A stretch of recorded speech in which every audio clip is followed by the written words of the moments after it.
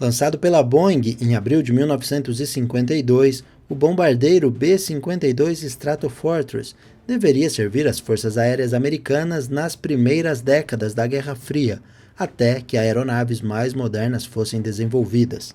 Entretanto, segundo previsões das próprias forças aéreas dos Estados Unidos, o avião deve continuar a fazer parte da frota americana por mais 3 décadas, podendo ultrapassar a marca de 100 anos em operação. Em um cenário onde a evolução é constante e novos equipamentos são lançados enquanto seus sucessores já estão sendo projetados, a trajetória do B-52 é um feito inédito e surpreendente. Mas por que o avião continua sendo utilizado, mesmo com modelos mais modernos à disposição? Qual era o cenário mundial quando o B-52 foi desenvolvido? E será que realmente a aeronave deve completar 100 anos em serviço?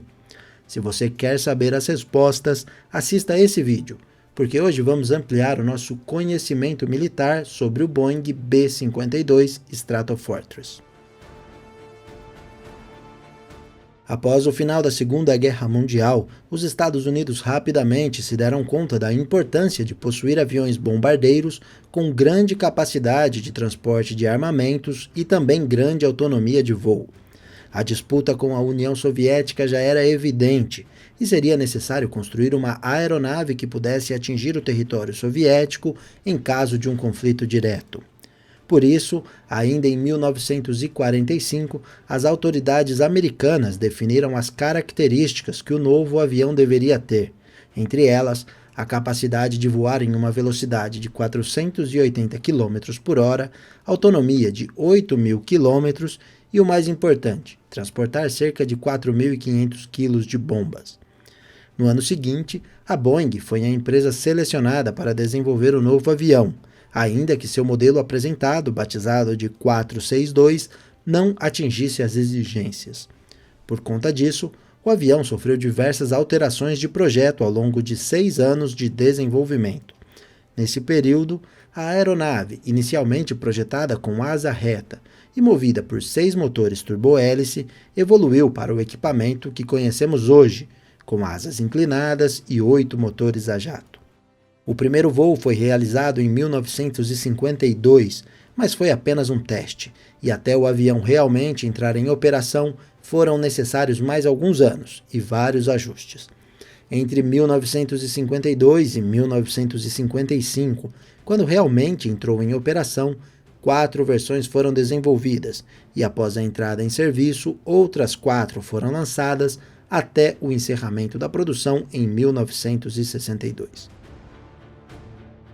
Mesmo que a última versão do B-52 Stratofortress tenha apresentado características muito acima do exigido inicialmente, o rápido avanço militar e tecnológico da União Soviética exigia novos bombardeiros.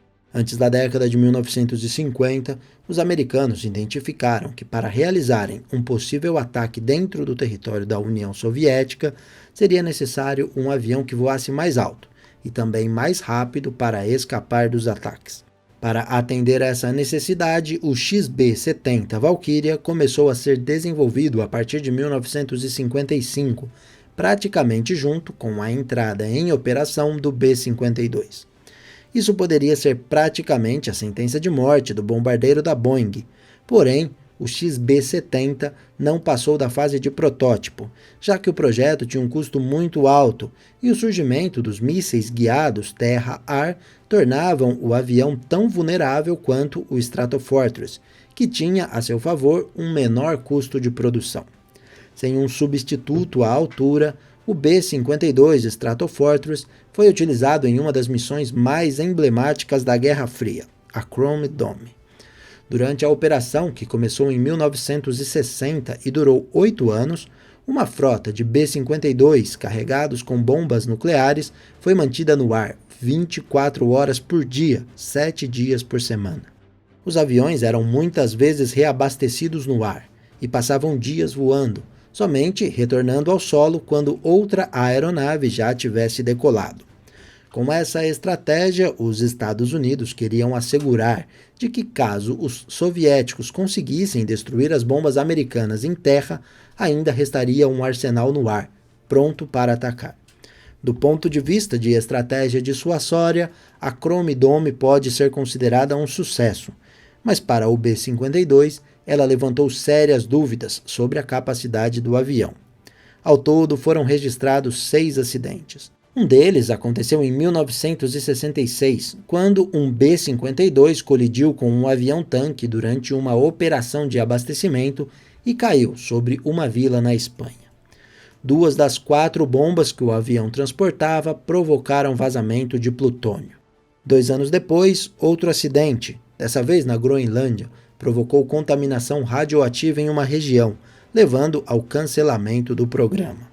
O B-52, por sua vez, continuou servindo as forças aéreas americanas e teve um grande protagonismo na Guerra do Vietnã. Quase 100 dessas aeronaves foram utilizadas nos conflitos, realizando várias missões nas quais os B-52 literalmente fizeram chover fogo sobre o território inimigo. Segundo dados disponíveis, 31 unidades foram perdidas durante a Guerra do Vietnã. Esse número representa um percentual alto em comparação com a quantidade total utilizada, porém é bem menor ao considerarmos a produção de 744 aeronaves, das quais 58 ainda estão em operação. Nesse período, o avião já foi utilizado na Guerra do Golfo em 1991 contra o Iraque, na Sérvia em 1999 e novamente a partir de 2001, na Cruzada dos Estados Unidos contra o terrorismo. Desde o atentado contra o World Trade Center, o B-52 foi utilizado novamente no Iraque e também no Afeganistão. Nem mesmo o surgimento do B-1 Lancer, que tem a maior capacidade de carga entre os bombardeiros americanos, foi capaz de aposentar o B-52.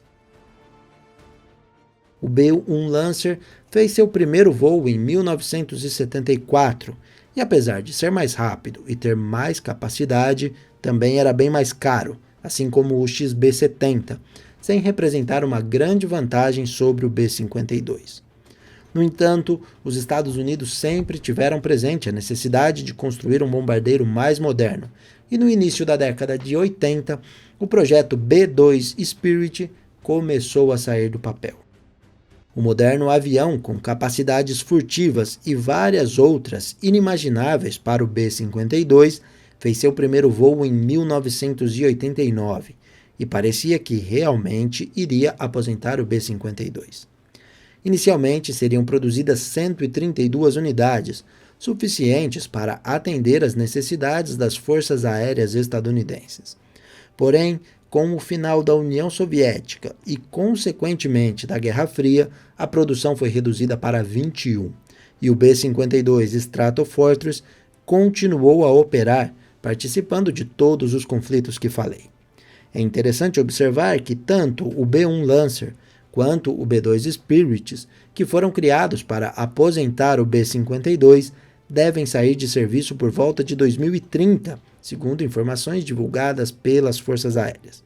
Enquanto isso, a previsão é de que o B-52 só seja definitivamente aposentado na década de 2050. Claro que o avião não é exatamente o mesmo que saiu das fábricas da Boeing nos anos 60. Desde o lançamento, a aeronave passou por diversas remodelações, que incluíram adaptações para novos armamentos, como o lançamento de mísseis de cruzeiros, que permitem atacar sem a necessidade de entrar em território inimigo. Atualmente, os modelos em serviços estão passando pela maior remodelação. Novos motores, um novo radar e também novos sistemas de comunicação e armamentos vão transformar todos os B-52J em B-52H, em condições de operar pelo menos mais 2 décadas. Depois disso, acho difícil que as aeronaves possam continuar, principalmente porque todas as que estiverem em operação estarão muito perto de completarem 90 anos de fabricação. E você, o que acha? Essas aeronaves já deveriam ter sido aposentadas? Ou enquanto for possível devem ser utilizadas? Espero sua resposta nos comentários.